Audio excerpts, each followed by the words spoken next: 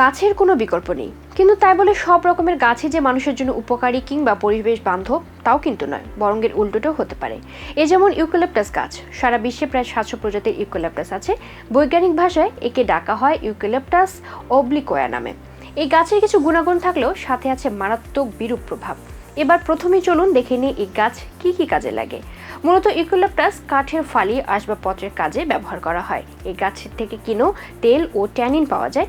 এই গাছের তেল অ্যান্টিসেপটিক ও পরিষ্কারক, এমনকি মশা নিধনেও ভূমিকা রাখে। এই গাছের ফুল সৌন্দর্য বৃদ্ধির পাশাপাশি মধু প্রস্তুতেও কাজে লাগে।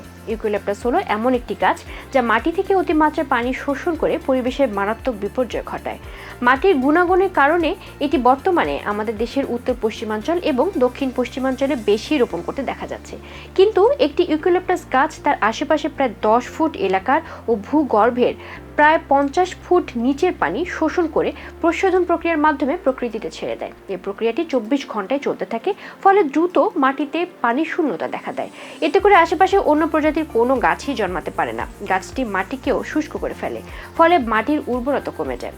অবাক করার বিষয় হচ্ছে, গাছটি কেটে ফেললেও মাটির উর্বরতা ফিরে আসতে দীর্ঘ সময় লাগে। এমনকি এ গাছে ফুল ও ফল ঝরে পড়লে সেখানে পরিবেশ বিপর্যয় দেখা দেয়।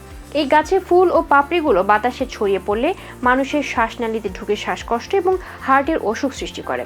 পরিবেশ বিজ্ঞানীদের মতে বাংলাদেশের জলবায়ুর জন্য অত্যন্ত বিপজ্জনক গাছ হলো ইউক্যালিপটাস। ইউক্যালিপটাসের পাতায় এক ধরনের অ্যান্টিসেপটিক থাকায় এর নিচে ছোট গাছ বাড়তে পারে না, মারা যায় পোকামাকড়।